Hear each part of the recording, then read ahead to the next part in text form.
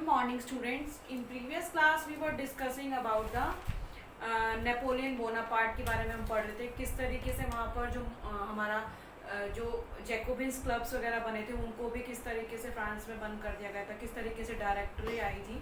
ठीक है, उसके बाद हम आज क्या देखेंगे, हमारा स्टोरी वाला पार्ट एक पार्ट फिनिश हो गया था। आज हम अपनी इस चैप्टर के दूसरे पार्ट पर आते हैं और जो नेपोलियन बोनापार्ट वाला था पार्ट वो मैं आपको लास्ट वीडियो में क्लियर करने वाली हूँ। ठीक है students, so now we are going to continue our chapter. Topic is did women have a revolution. क्या वुमेन को ने भी अपना रिवॉल्यूशन किया था? क्या फ्रांस में वुमेन ने भी पार्टिसिपेट किया था, उन्होंने भी रिवॉल्यूशन किया था क्योंकि उनको वोटिंग राइट नहीं मिल रहा था, और किस तरीके से उन्होंने एफर्ट किया और कब उनको वोटिंग राइट मिला। ठीक है, women as an active participant, women ने भी क्या किया जब जो मेल मेंबर थे वो सारे जो वॉर की प्रिपरेशन में लगे हुए थे, तो वुमेन ने पीछे से क्या किया था, उनके जो प्लेस पर वर्क कर रही थी और सारा उनके जो वर्क थे उनको हैंडल कर रही थी। ठीक है, क्योंकि मेल मेंबर्स तो सारे कहाँ गए हुए थे, वॉर पर गए हुए थे। ठीक है, और देयर एक्सपेक्टेशन, तो उनकी एक्सपेक्टेशन क्या थी जब वो इतना सारा वर्क कर रहे थे, तो उनकी एक्सपेक्टेशन क्या थी, women work for a living. अब वुमेन जो थर्ड एस्टेट की जो वुमेन थी, जो लेस प्रॉस्पेरस लोग थे, वो लोग क्या कर रहे थे, फर्स्ट और सेकंड एस्टेट के लिए वर्क कर रहे थे क्योंकि वो उनसे सर्विसेज ले सकते थे ना, और जो थर्ड एस्टेट वाले थे वो उसमें जो प्रॉस्पेरस लोग थे उनके लिए भी वर्क कर रहे थे, और हैड नो उनको एजुकेशन का भी क्या नहीं था, राइट नहीं था, और लुक आफ्टर फैमिली, अपनी फैमिली को लुक आफ्टर करने के लिए और अपनी बेसिक्स नीड्स को फुलफिल करने के लिए वो क्या कर रही थी, कुछ छोटे मोटे वर्क कर लेती थी। ठीक है, आप किसी के यहाँ वर्क करते थे तो उनको वेजेस भी क्या मिलता था, वेरी लो। तो वुमेन भी क्या हो गई थी, डिसएग्री हुई थी क्योंकि उनके साथ भी किस तरीके से डिस्क्रिमिनेशन किया जा रहा था, उनको सैलरी भी लो मिल रही थी, उनको एजुकेशन का भी राइट नहीं था।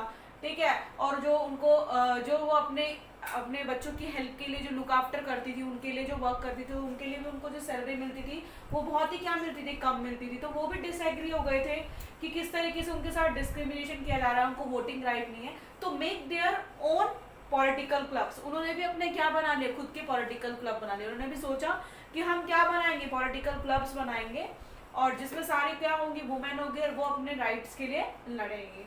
The society of revolutionary and Republic on women, ये क्या बनाया गया, क्लब बनाया गया। The society of revolutionary and Republic on women, ये क्लब्स बनाए गए, वुमेन ने अपने क्लब बनाए। ठीक है, अब क्या हुआ, जब ये रिवॉल्यूशनरी गवर्नमेंट थी ना, तब क्या क्या चेंजेस आए थे। जब रिवॉल्यूशनरी गवर्नमेंट थी, जब नेशनल असेंबली से पहले की हम बात कर रहे हैं, ठीक है, जब तो तब क्या सिचुएशन थी, तब क्या क्या बेनिफिट्स मिल रहे थे, किनको, वुमेन को। क्रिएशन ऑफ स्टेट स्कूल्स, कि स्टेट स्कूल्स बनाना क्या था, कंपलसरी था, और कंपलसरी स्कूलिंग थी। ठीक है, स्टेट में क्या थे, स्कूल कंपलसरी थे, और वुमेन को जो कंपलसरी स्कूल जाना भी क्या था, अलाउड था। ठीक है, they could not be force to marry against their wish, और उनको फोर्स नहीं किया जाएगा कि अगर उनकी हम विश के अगेंस्ट मैरिज करते हैं तो ये भी गलत था। तो इट मीन्स वहाँ पर उस समय में लव मैरिज क्या कर दी गई थी, अलाउड, कि वुमेन को राइट था कि वो बता सकती है कि वो कहाँ पर मैरिज करना चाहती हैं। ये किस पर डिपेंड करता था, मैरिज भी उनकी विश के अकॉर्डिंग की जाएगी। ठीक है, divorce was made legal, divorce को भी क्या बना दिया गया, लीगल बना दिया गया। They were allowed to train for job, वो ट्रेनिंग पर जा सकते हैं, जॉब कर सकते हैं, एंड बिकम आर्टिस्ट और रन स्मॉल बिजनेसेस, वो क्या कर सकती हैं, आर्टिस्ट भी बन सकती है और अपना अपना छोटा मोटा बिजनेस भी क्या कर सकते हैं, रन कर सकते हैं। तो ये चेंजेस थे ब्रॉड बाय रिवॉल्यूशनरी गवर्नमेंट। जो रिवॉल्यूशनरी गवर्नमेंट थी उन्होंने वुमेन के लिए क्या क्या चेंजेस करे थे।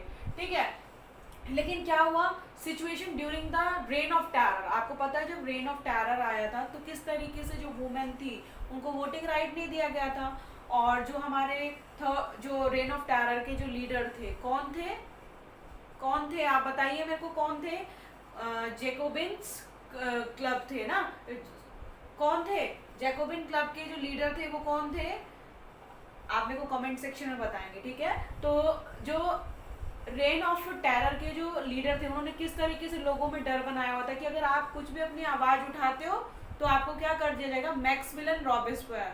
ठीक है, मैक्सिमिलियन रॉबेस्पियर जो थे वो थर्ड एस्टेट के क्या थे, लीडर थे। उन्होंने किस तरीके से लोगों में डर बनाया हुआ था कि अगर आप जरा सी आवाज उठाओगे तो आपको क्या कर दिया जाएगा, अरेस्ट कर लिया जाएगा, और जो उनकी बुलेटिन जो डिवाइस थी उसके थ्रू आपको वहीं के वहीं मार दिया जाएगा। तो लोग डरते थे, अपनी आवाज ही नहीं उठा पाते थे, चाहे उनके साथ कितना भी बुरा होता था, चाहे वो सही के लिए बोलते थे, लेकिन फिर भी उनको वहीं के वहीं क्या कर दिया जाता था, अरेस्ट कर कर मार दिया जाता था। ठीक है, लेकिन लास्ट में क्या हुआ, जब इतना सब कुछ हुआ तो in France women got voting right in year 1946।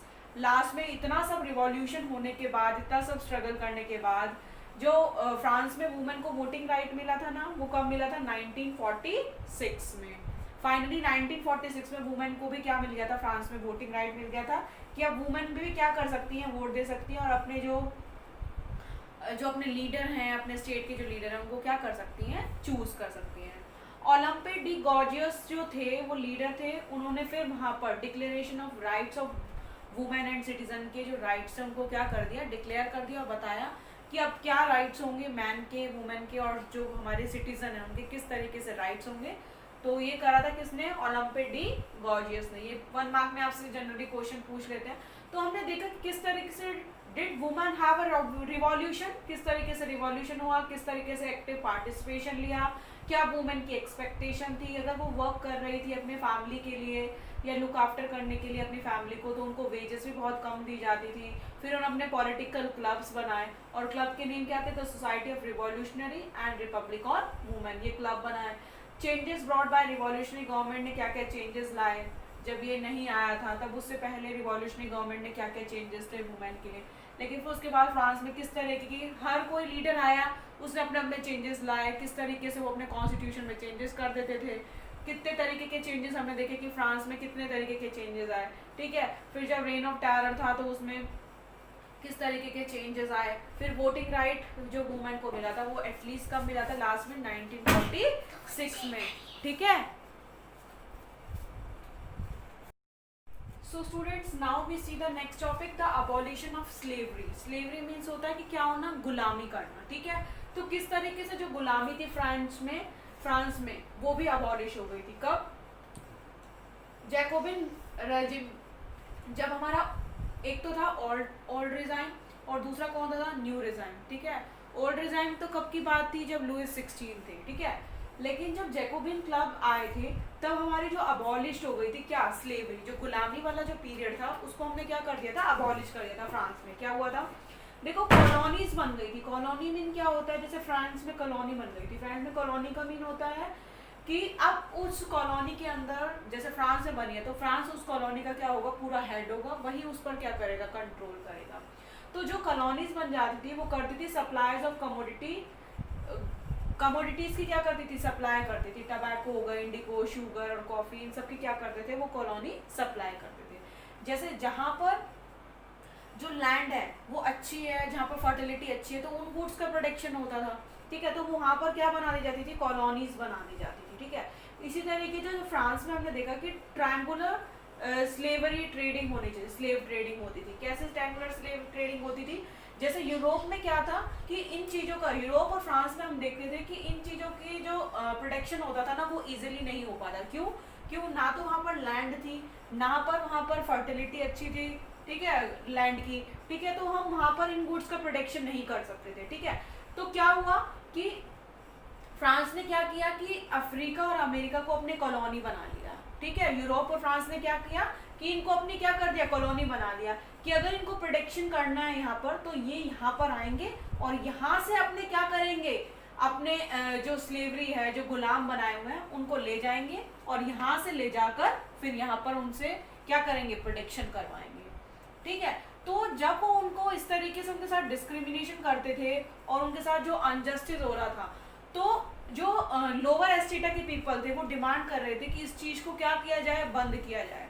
क्योंकि अगर फ्रांस को प्रोटेक्शन कराना है और वो इन चीज़ों का प्रोटेक्शन नहीं कर पा रहा तो वो क्या करेगा, अफ्रीका और अमेरिका से क्या करते थे कि स्लेवरी बनाकर ले जाते थे और यहाँ पर फिर उन्होंने अपना पूरा मार्केट बना लिया था कि यहाँ पर आकर अब आप क्या कर सकते हो, मीन्स जो स्लेवरी आपने बनाए हुए हैं उनको यहाँ पर ले जाकर आप मार्केट में आप उनसे क्या कर सकते हो, गुड्स का प्रोडक्शन इजीली करा सकते हो या उनसे सामान ले जा सकते हो। ठीक है, तो अफ्रीका और अमेरिका क्या हो गए थे, फ्रांस के क्या बन गई थी, कॉलोनीज बन गई थी जिससे कि वो इनसे क्या करता था, इस तरीके से जो गुड्स की सप्लाई करता था, ठीक है। तो ट्रायंगुलर स्लेव ट्रेडिंग हो रहा था।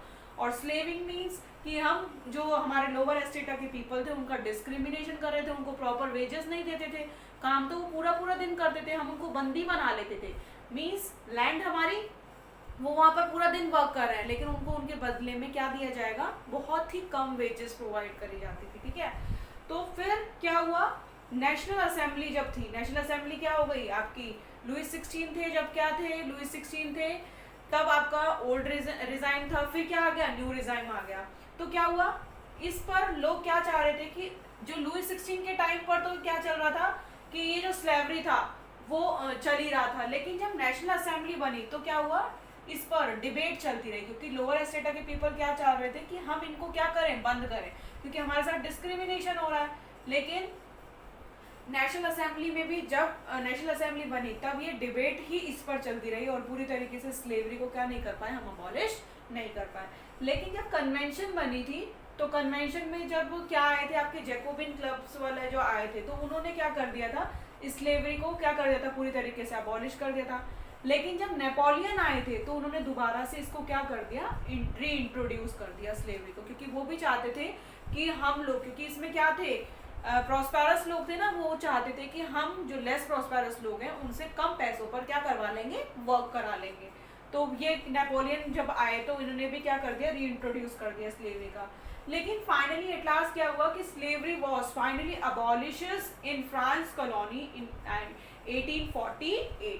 फिर क्या हुआ था कि 1848 में एट लास्ट फ्रांस में क्या हो गई थी, जो कॉलोनीज थी, जो क्या था, slavery was finally अबॉलिशेस in France colonies in 1848। France colony में जो स्लेवरी थी वो पूरी तरीके से अबॉलिश हो गई थी, कब, 1848 में। तो हमने देखा कि किस तरीके से अबॉलिश हुई स्लेवरी, स्टार्ट कब हुई, कौन से डिजाइन में उसको अबॉलिश किया गया, कैसे कॉलोनीज आपस में एक दूसरे से ट्रेडिंग करते थे, वहाँ से हम स्लेव करते थे और अपने जो हमारे एम्प्लॉयज़ हैं उनको वहाँ पर ले जाते थे और उनसे कम पैसों पे वर्क कराते थे। किस तरीके से स्लेवरी को हमने रिमूव किया, नेशनल असेंबली थी तब इस पर डिबेट चलती रही, कॉन्वेंशन आए तो उस पर क्या कर दिया, हमने अबॉलिश कर दिया, नेपोलियन आए तो इसको हमने क्या कर दिया, दोबारा से रीइंट्रोड्यूस कर दिया।